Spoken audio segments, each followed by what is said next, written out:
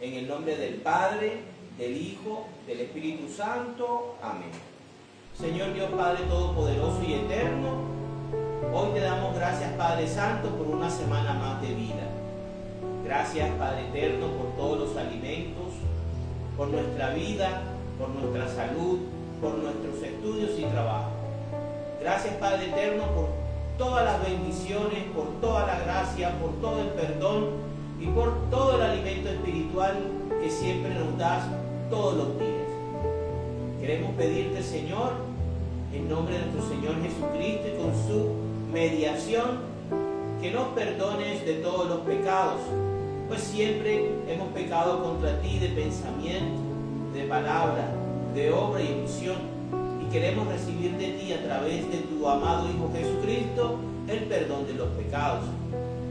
Hoy queremos pedirte que nos llenes con el Espíritu Santo para que sea Él el que hable a través de este mensaje, de esta lectura de tu palabra y de estas reflexiones. Pedimos por Colombia, por el Atlántico, por Puerto Colombia y por todas nuestras familias, para que nos guíen y nos protejan. Santísima Virgen María, también queremos pedirte que en esta noche nos cubras con tu manto sagrado y nos defiendas del maligno con tu gracia y justicia, procedentes de tu amado Hijo Jesucristo. A los santos arcángeles Miguel, Gabriel y Rafael, también les pedimos que nos protejan con sus alas poderosas de las acechanzas del mal. En el nombre del Padre, del Hijo, del Espíritu Santo. Amén. Capítulo número 4 del primer libro de Samuel. Los filisteos capturan el arca de la alianza. Por aquel entonces se juntaron los filisteos para luchar contra Israel, por lo cual salieron los israelitas a hacer frente a los filisteos y acamparon junto a Eben-ezer. Los filisteos establecieron su campamento en Afec, desplegándose para atacar a los israelitas, y al entablarse la lucha, los filisteos vencieron a los israelitas y mataron a 4,000 de sus hombres en el campo de batalla. Cuando el ejército israelita volvió al campamento, los ancianos de Israel les dijeron: ¿por qué permitió hoy el Señor que nos derrotaran los filisteos? Vamos a traernos de Silo el arca de la alianza del Señor, para que Él marche en medio de nosotros y nos libre de nuestros enemigos. Por consiguiente, los israelitas enviaron un destacamento a Silo y trajeron de allá el arca de la alianza del Señor Todopoderoso, que tiene su trono sobre los querubines. Ofni y Finés, los dos hijos de Eli, acompañaban también al arca de la alianza de Dios. Y ocurrió que al llegar al campamento, el arca de la alianza del Señor, los israelitas gritaron con tanta alegría que hasta retumbó la tierra. Cuando los filisteos escucharon aquel griterío, preguntaron: ¿por qué hay tanto alboroto en el campamento de los hebreos? Pero al saber que el arca del Señor había llegado al campamento, tuvieron miedo y dijeron: Dios ha llegado al campamento. ¡Ay de nosotros! Porque hasta ahora no había sido así. ¡Ay de nosotros! ¿Quién nos librará de caer en las manos de este Dios tan poderoso? Él es quien destruyó a los egipcios en el desierto con toda clase de plagas. Ármense pues de valor, soldados filisteos, y luchen con ardor para que no lleguen a ser esclavos de los hebreos. como ellos lo han sido de ustedes. Entonces los filisteos atacaron y derrotaron a los israelitas, los cuales huyeron a su campamento. La matanza que hicieron fue tremenda, pues de la infantería israelita cayeron 30,000 hombres. También capturaron el arca de Dios y mataron a Ofni y Finés, los dos hijos de Elí. Pero un soldado de la tribu de Benjamín logró escapar del campo de batalla y corriendo llegó a Silo el mismo día. Llevaba rasgada la ropa y llena de tierra la cabeza. Cuando llegó, Elí estaba sentado en un sillón junto a la puerta vigilando el camino, porque se sentía muy preocupado por el arca de Dios. Aquel hombre entró en la ciudad y dio la noticia. Enseguida todos sus habitantes comenzaron a gritar. Al escuchar Elí aquel griterío, preguntó: ¿qué significa todo ese alboroto? Aquel hombre se apresuró entonces a comunicar la noticia a Elí, que tenía ya 98 años y se había quedado completamente ciego. Le dijo: acabo de llegar del campamento de batalla. Hoy he logrado escapar del combate. ¿Qué ha pasado, hijo mío?, preguntó Elí. Los israelitas huyeron ante los filisteos, respondió el mensajero. Además, ha habido una gran matanza de gente, en la que también murieron tus dos hijos, Ofni y Finés, y el arca de Dios ha caído en manos de los filisteos. En cuanto el mensajero mencionó el arca de Dios, Elí cayó de espaldas al lado de la puerta, fuera del sillón, y como era ya un hombre viejo y pesado, se rompió la nuca y murió. Había sido caudillo de Israel durante 40 años. A su nuera, la mujer de Finés, que estaba embarazada y pronto iba a dar a luz, le vinieron los dolores de parto al saber que habían capturado el arca de Dios y que su suegro y su marido habían muerto. Entonces, retorciéndose de dolor, dio a luz, y al verlas que la asistían, que ella se moría, le dijeron: no tengas miedo, que has dado a luz un niño. Pero ella no respondió ni les hizo caso, y al niño le puso por nombre Icabod, diciendo: Israel se ha quedado sin honor, porque han capturado el arca de Dios. Con ello aludía a la captura del arca y a la muerte de su suegro y de su marido. Palabra de Dios. El capítulo número 4 del libro de Samuel nos cuenta la historia de cómo los filisteos se quedaron o capturaron el arca de Dios, el arca de la alianza, el arca del pacto. El objeto más sagrado que tenía el pueblo de Israel en ese entonces, donde el Señor hablaba a su pueblo, ya fuese por medio de Moisés, y que solamente tenía acceso el sumo sacerdote una vez al año.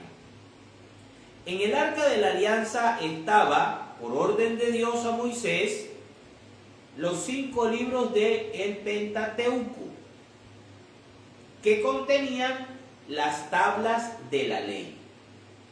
Estaba también una jarra de oro que contenía 2 kilos del maná, y también contenía la vara de Aarón que había retoñado. En el arca de la alianza, es para el Antiguo Testamento, para la alianza del monte Sinaí, lo que asombra, era una sombra de lo que es para el cristianismo, para la alianza del monte Sión, el santísimo sacramento de la alianza. ¿Sí? Eso lo debemos tener claro. En el arca se creía y se tenía la certeza de que ahí estaba la presencia y la gloria de Dios, que se manifestaba entre los querubines en el lugar llamado el propiciatorio, lo que nosotros ahora tenemos como el lugar de la reserva eucarística o el Santísimo, o la exposición del Señor. El capítulo 4 empieza entonces con una guerra entre los filisteos, que eran unos pueblos que habían llegado de la isla de Creta y que estaban organizados en 5 ciudades-estado, los cuales tenían una ventaja tecnológica y militar porque habían sido de los primeros en usar el hierro como arma, como armamento.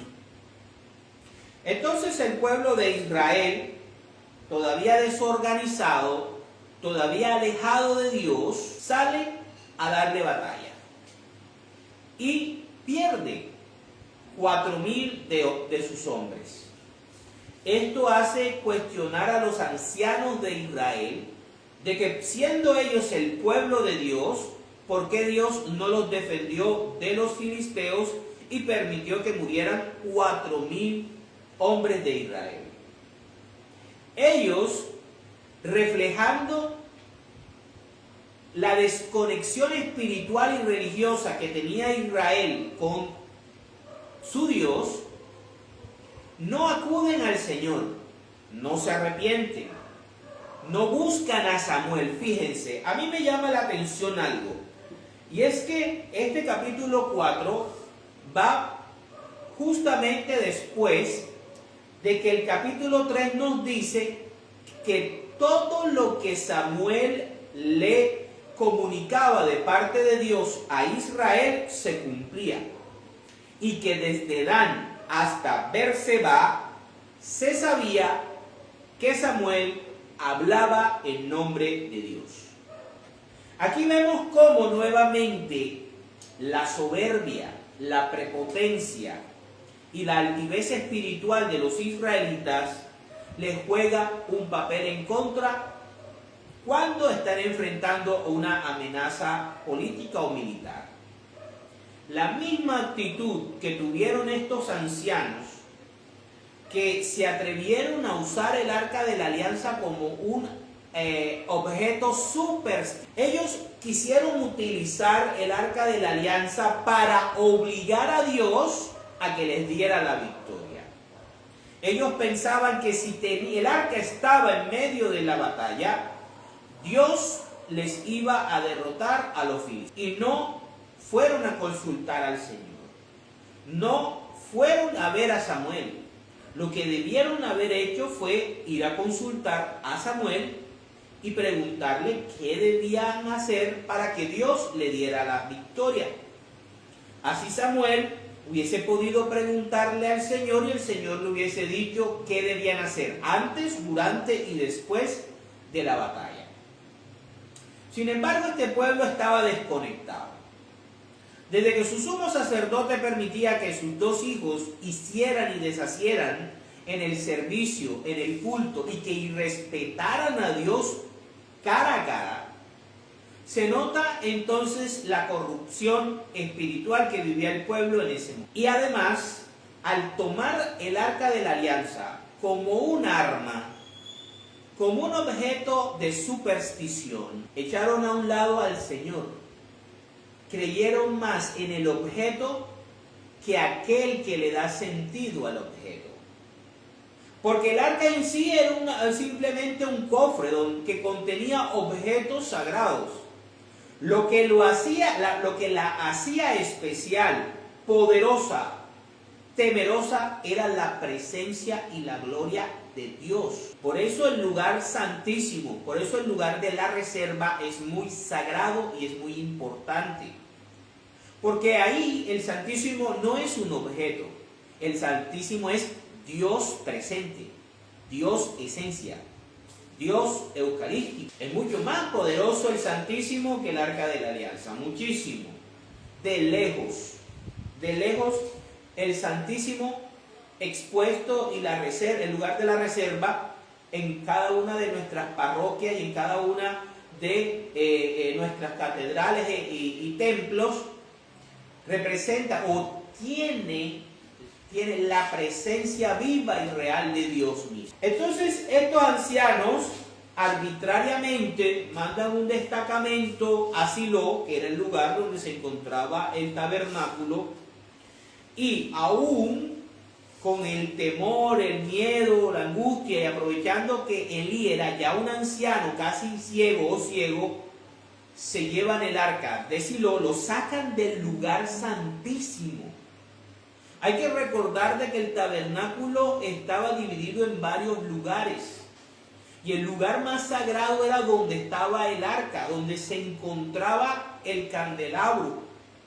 Y que solamente el sumo sacerdote de Israel podía entrar una vez al año. Y quienes van cargando o quienes van pendientes del arca son dos sacerdotes corruptos, Ofni y Finés. Ahí vamos viendo que las cosas van súper mal. Y eso pasa muchas veces también dentro de nuestras iglesias, parroquias y comunidades parroquiales, donde desafortunadamente le damos mayor poder a una imagen, a un objeto o a una reliquia que al Santísimo. No existe lugar más sagrado en nuestros templos que el Santísimo. Y el Santísimo es irreemplazable. Por eso debemos permanecer tiempo de nuestra vida en el Santísimo. Debe ser una costumbre semanal poder pasar tiempo en el Santísimo, poder hablar con Dios cara a cara. Y estos hombres sacan el arca y lo llevan al campo de batalla y lo exponen a los filisteos. Cuando ellos llegan donde están los filisteos, el pueblo que está reunido, el pueblo de Israel que está reunido para hacer batalla, al ver el arca, se emociona, pero es una emoción superficial, no es profunda. Están confiando más en un objeto que en la presencia y en la voluntad de Dios.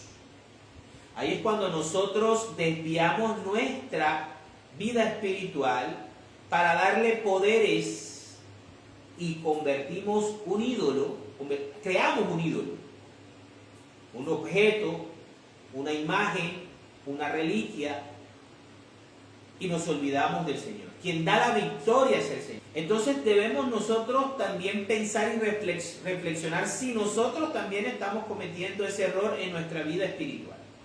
Si le estamos dando poder más a objetos, imágenes o cosas que podamos utilizar por superstición que al poder real de Dios. Estos hombres entonces hacen que el pueblo se confíe y crea que tienen la victoria asegurada, que pueden manipular y que pueden obligar a Dios a darle la victoria contra los filisteos. Eso pasa en el campamento israelita. Se confían.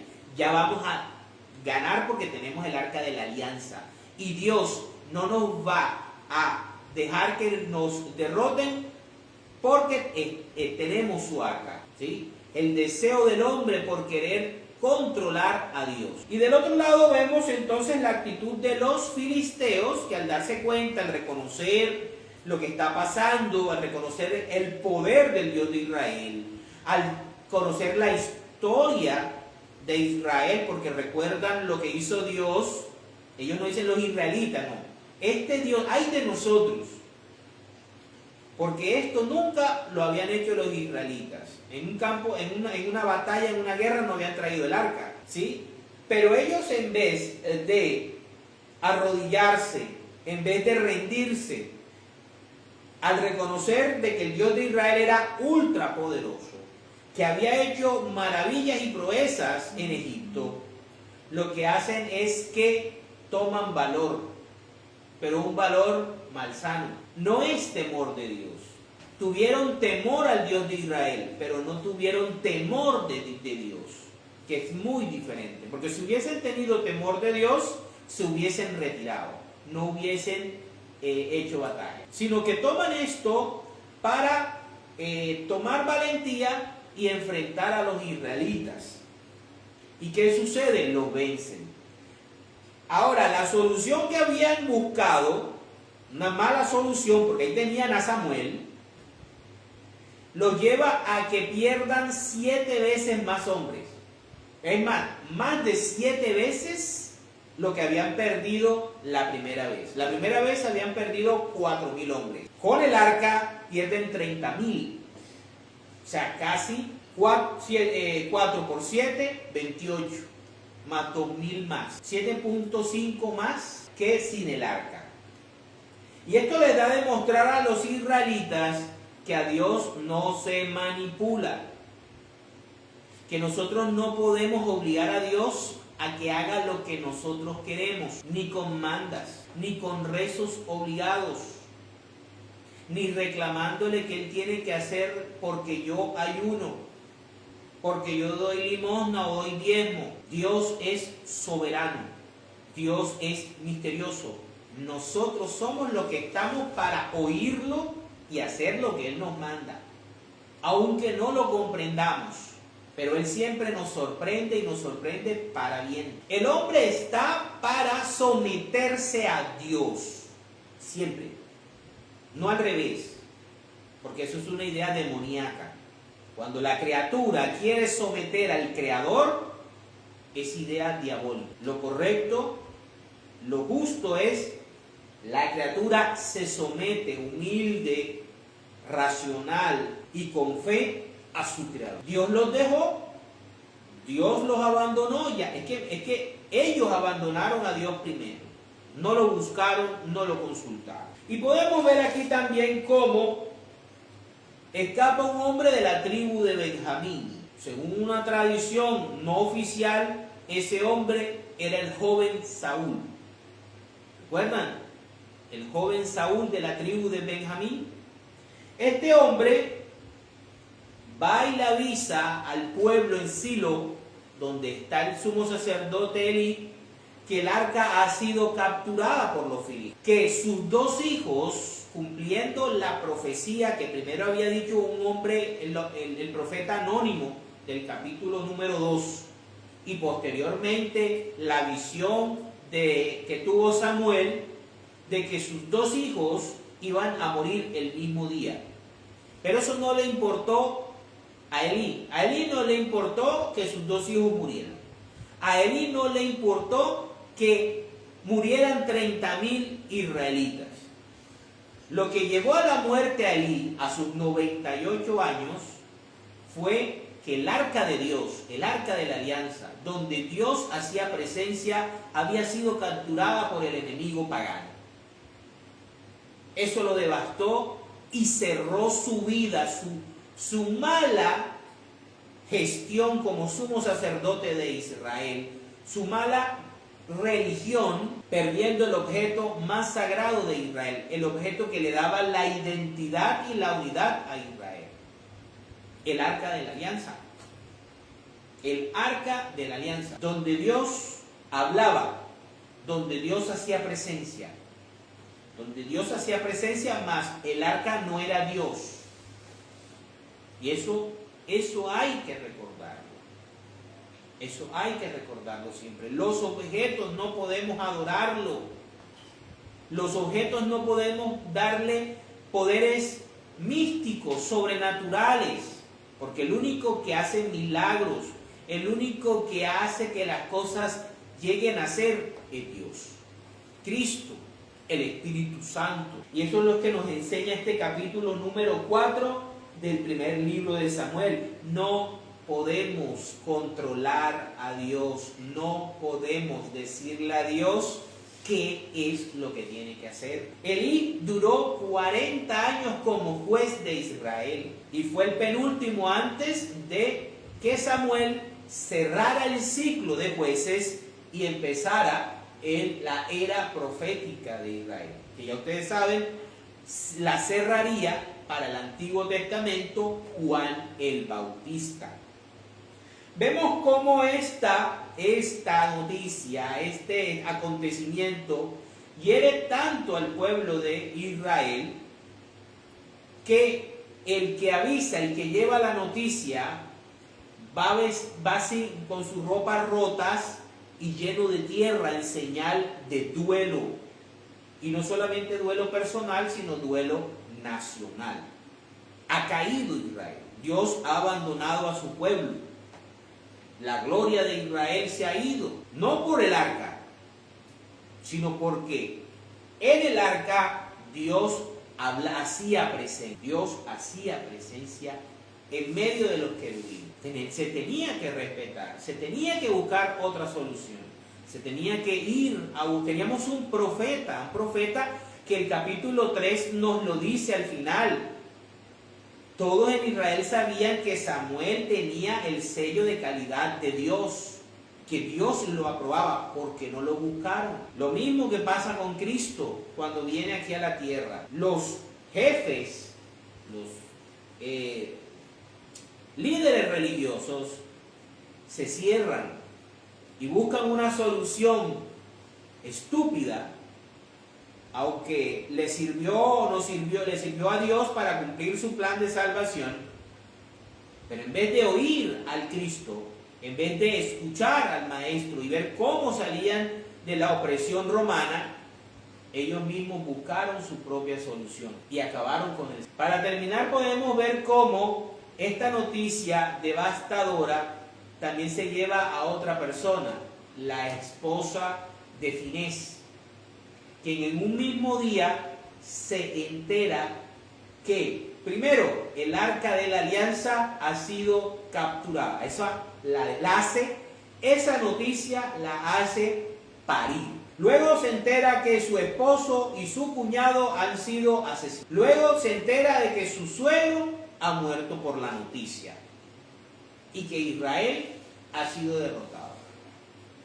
Eso la lleva a una gran tristeza que la lleva a morirse. Y antes de morir da a luz un hijo que sigue el linaje de Elí. Ella le pone por nombre Icabod, que quiere decir Israel se ha quedado sin honor porque han capturado el arca de Dios. Entonces vemos aquí cómo la superstición y el querer hacer las cosas sin Dios nos lleva a cometer error. Es lo que hacemos muchos católicos bautizados. Vivimos a espaldas de nuestro Padre. Vivimos a espaldas de los sacramentos. Vivimos a espaldas de la Eucaristía de Cristo. Hacemos nuestra vida a nuestra manera y vivimos en desgracia. Y después nos preguntamos, ¿dónde está Dios? ¿Por qué Dios permite que pase todas estas cosas en mi vida? Porque nos hemos alejado tanto de Dios que lo hemos sacado de nuestra existencia, para la gloria de Dios. Ahora vamos a ver cómo ese principio de querer sacar o manipular a Dios se encuentra muy enraizado, no solamente en el pueblo de Israel, sino también nosotros como cristianos. Muchas veces queremos manipular a Dios para que haga lo que nosotros queremos o lo que nosotros pensamos debería Él hacer, siendo nosotros unas simples criaturas. Vámonos primero a Jeremías, capítulo 17, versículos del 5 al 6. Vamos a ver en qué falló Israel y por qué fueron derrotados por los filisteos. El Señor dice: maldito aquel que aparta de mí su corazón, que pone su confianza en los hombres y en ellos busca apoyo. El que se hace matar por un político, por un pastor o pastora, o por un líder en específico, matan o se dejan matar por un político que ni siquiera los conoce.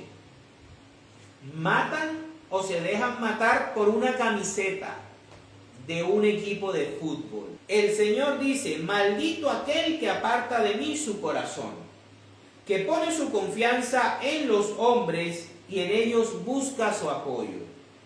Será como la zarza del desierto, que nunca recibe cuidados. Todo ese católico que vive de espaldas a la Eucaristía, de espalda a los sacramentos, es como el hijo pródigo que desea comer la comida de los cerdos porque no tiene, pero tiene un papá que es muy rico, pero no decide ir a pedir perdón y a vivir en la casa de su Padre Celestial.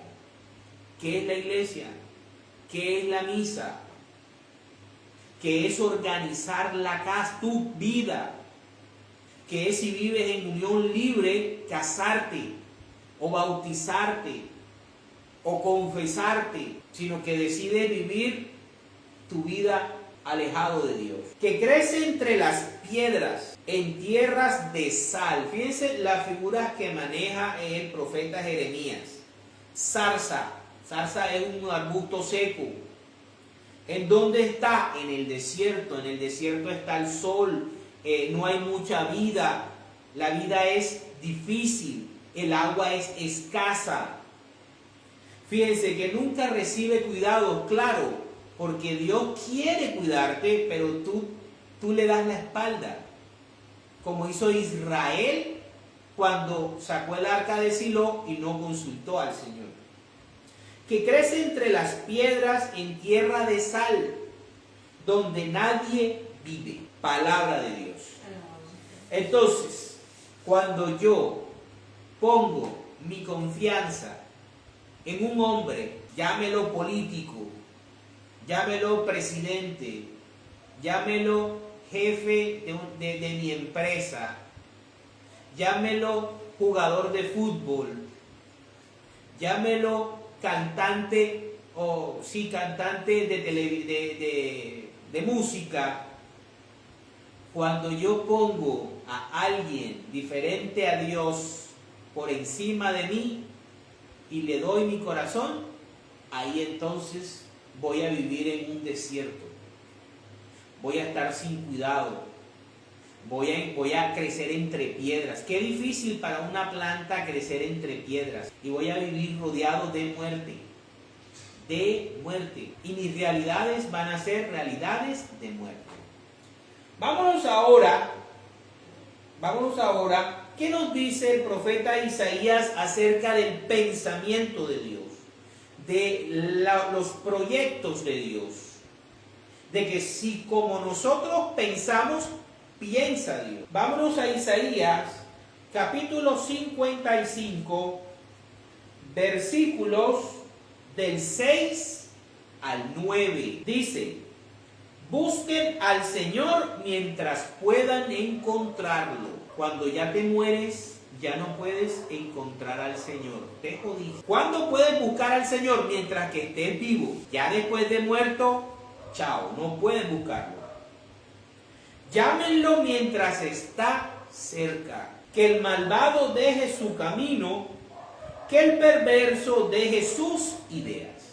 Las ideas de los ancianos de Israel de sacar el arca de Silo y llevarla al campo de batalla contra los filisteos para que Dios se sintiera obligado a darle la victoria, fueron pensamientos perversos. Vuélvanse al Señor y Él tendrá compasión de ustedes.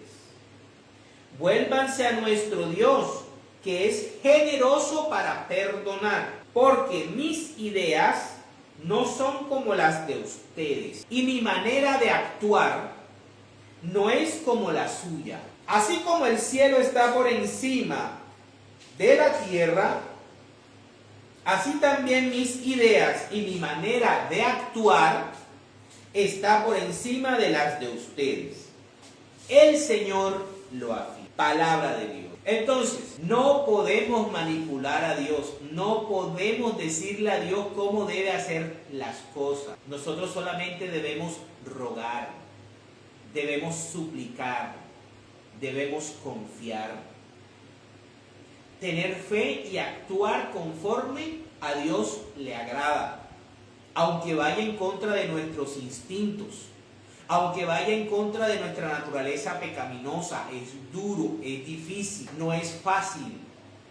Quien diga que la santidad es fácil es un mentiroso. Pero hay que tener, eso sí, el pensamiento de los filisteos. Vamos a luchar, vamos a dar la pelea más fuerte, vamos a poner nuestra vida en Dios. ¿Por qué? Porque Dios nos da las victorias, pero necesita de nuestro esfuerzo, necesita de nuestra lucha, necesita de nuestra disciplina, necesita de nuestra dedicación. Dedicarnos a tener una vida ordenada, una vida planificada.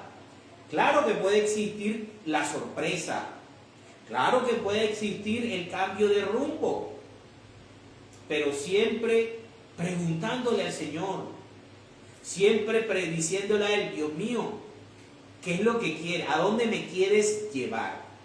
¿Me conviene esto o no me conviene? Ya tenemos acceso a Dios. Ya no necesitamos un profeta para poder hablar con Dios cara a cara. Lo tenemos en el Santísimo y Él responde rápido. Pero siempre estamos confiando solamente en nosotros, en nuestro criterio, que es limitado, y poniendo nuestra fe en políticos, matándonos por un político. ¿A razón de qué? Si el único que dio la vida por nosotros se llama Jesucristo.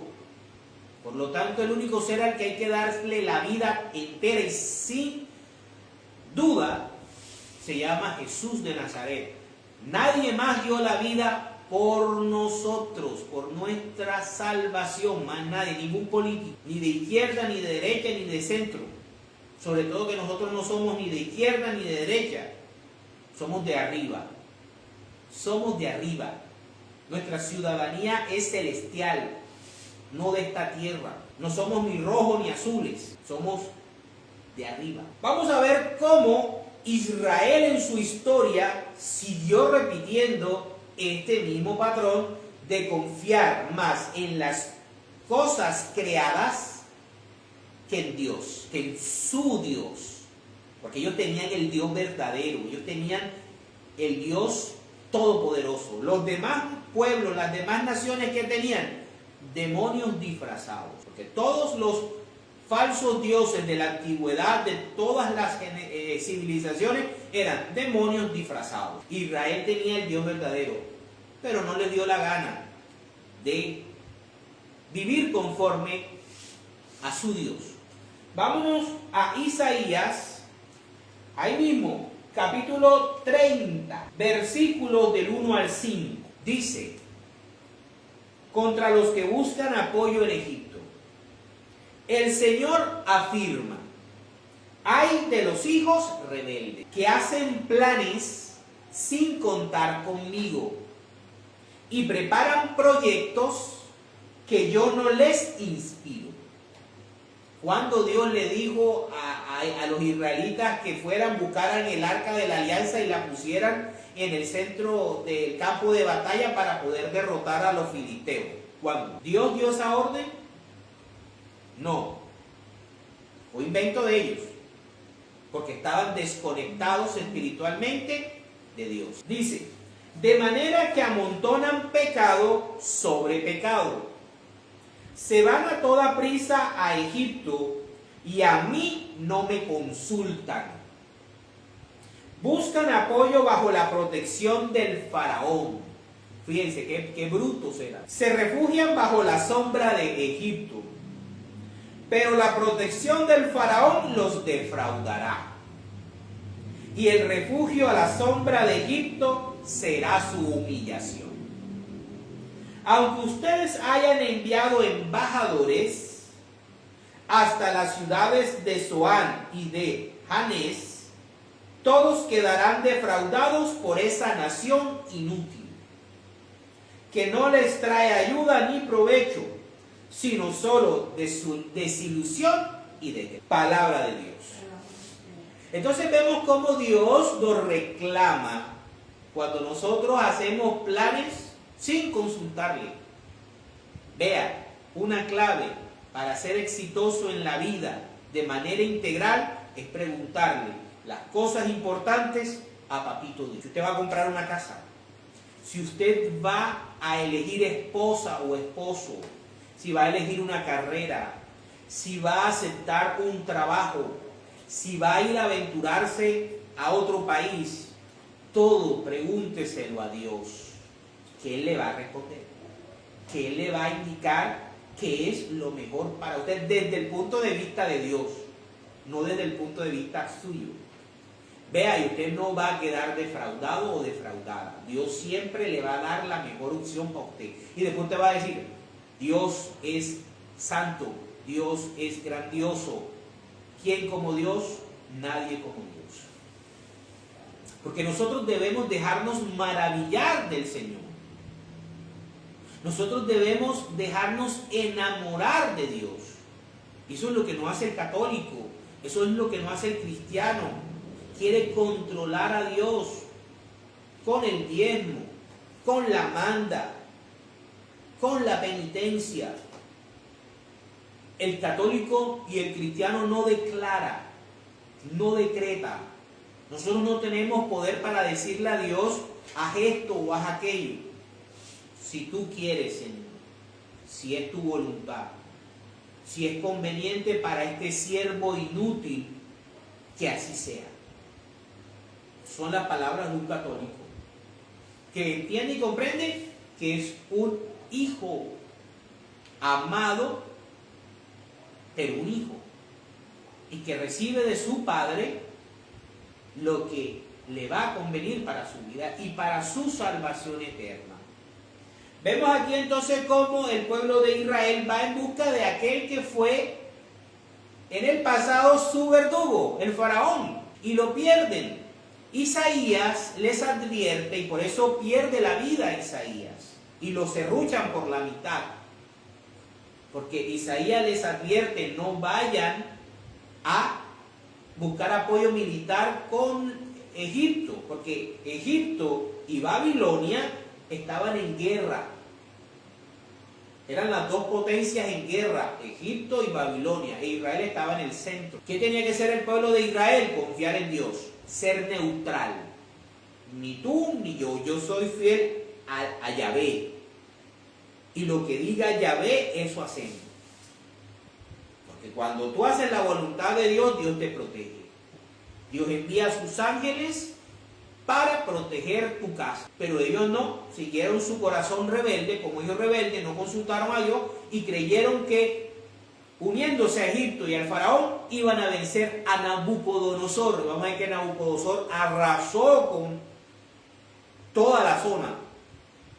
Lo destruyó el primer templo, el templo de Salomón, y exilió al pueblo a Babilonia, que es donde crece Daniel, el profeta. Y ahí duraron 70 años allá en Babilonia. Vamos entonces a ver cómo podemos ver cuando queremos que Dios haga justicia según nuestra manera de ser humana. Vámonos al Evangelio de San Lucas, capítulo 9, versículos del 51 al 56. Dice, Jesús reprende a Santiago y a Juan. Cuando ya se acercaba el tiempo en que Jesús había de subir al cielo, emprendió con valor su viaje a Jerusalén. Envió por delante mensajeros que fueron a una aldea de Samaria para conseguirle alojamiento. Pero los samaritanos no quisieron recibirlo, porque se daban cuenta de que se dirigía a Jerusalén. Cuando sus discípulos, Santiago y Juan, vieron esto, le dijeron: Señor, ¿quieres que ordenemos que baje fuego del cielo y que acabe con ellos? Pero Jesús se volvió y los reprendió. Luego se fueron a otra aldea. Palabra del Señor. Entonces podemos ver aquí cómo muchas veces queremos tomar el control de Dios y hacer que Dios haga lo que nosotros queremos. Fíjense, los discípulos querían que Jesús les diera la orden, el permiso para destruir una aldea completa de samaritanos. Algo así como un bombardeo a una aldea porque simplemente no habían querido recibir a Cristo en su camino hacia Jerusalén. Se dice que Jesús en la reprensión le dijo que él no había venido a destruir a los hombres, sino a salvarlos. Con esto podemos ver que no podemos, y eso hasta uno mismo lo reconoce, querer que Dios destruya a la humanidad desde nuestra perspectiva. Para terminar, vamos a ver cómo también por medio del dinero queremos comprar a Dios. Vámonos a Hechos, capítulo 8, versículos del 9 al 24. Dice: pero había allí un hombre llamado Simón, que antes había practicado la brujería y que había engañado a la gente de Samaria, haciéndose pasar por una persona importante. Todos, desde el más pequeño hasta el más grande, lo escuchaban atentamente y decían: este es a quien llaman el gran poder de Dios. Y le hacían caso, porque con su brujería los había engañado durante mucho tiempo. Pero cuando creyeron en la buena noticia de que Felipe les anunciaba acerca del reino de Dios y de Jesucristo, tanto hombres como mujeres se bautizaron. Y el mismo Simón creyó y se bautizó, y comenzó a acompañar a Felipe, admirado de los grandes milagros y señales que veía. La fe por milagros, la fe por proezas. Yo estoy aquí porque aquí se hacen milagros. Yo estoy aquí porque la gente se tira en el piso y se revolotea. Yo estoy aquí porque aquí hacen prodigios. Fíjense, Simón engañaba a la gente. Cuando los apóstoles que estaban en Jerusalén supieron que los de Samaria habían aceptado el mensaje de Dios, mandaron allá a Pedro, el Papa, y a Juan, uno de los dos que había pedido a Cristo que destruyeran a Samaria. Al llegar oraron por los creyentes de Samaria para que recibieran el Espíritu Santo, o sea, los confirmaron. Estos dos obispos, Pedro, Papa, obispo, Juan, obispo, oran y le imponen, porque todavía no había venido el Espíritu Santo sobre ninguno de ellos. Ojo, estaban bautizados, pero el Espíritu Santo no había llegado hasta que solamente se habían bautizado en el nombre del Señor Jesús. Entonces Pedro y Juan les impusieron las manos, como hace el obispo cuando nos confirma, ¿sí? Y así recibieron el Espíritu Santo. Este es el sacramento de la confirmación. Simón, al ver que el Espíritu Santo venía cuando los apóstoles imponían las manos a la gente, les ofreció dinero y les dijo: denme también a mí ese poder, para que aquel a quien yo le imponga las manos reciba igualmente al Espíritu Santo. Así como el pueblo de Israel usó el arca de la alianza como un objeto supersticioso, este señor Simón, el brujo y el mago, pensaba que el Espíritu Santo era un poder con el cual tenía pensado hacer dinero. Entonces Pedro le contestó: que tu dinero se condene contigo, porque has pensado comprar con dinero lo que es un don de Dios. Ahí va lo que la cosecha, la siembra. Si no cosechas, si no siembras, Dios no te hará prosperar. Ahí lo tienen, el pensamiento ese de que si no diezmas, Dios no te va a bendecir como tú quieres. Y dice, lo que es un don de Dios, tú no tienes ningún derecho a recibirlo, porque delante de Dios tu corazón no es recto. Abandona esta maldad tuya y ruega a Dios para ver si te perdona el haber pensado así. Porque veo que estás lleno de amargura y que la maldad te tiene preso. Simón contestó, oren ustedes al Señor por mí para que no me pase nada de esto que me han dicho. Después de dar testimonio y de comunicar la palabra del Señor, los apóstoles anunciaron la buena noticia en muchas de las aldeas de Samaria y regresaron a Jerusalén. Palabra de Dios. Entonces, el mensaje de esta noche es: no podemos controlar a Dios. La fe no significa eso. El que tú tengas fe no te da el poder de decretar, ¿verdad?, lo que tú quieras. Las bendiciones de Dios tú no las vas a obtener porque diezmes, porque siembres, porque ofrendes. Eso hace parte de la vida cristiana, pero no condiciona lo que Dios quiere darte y a lo que Dios quiere llamarte.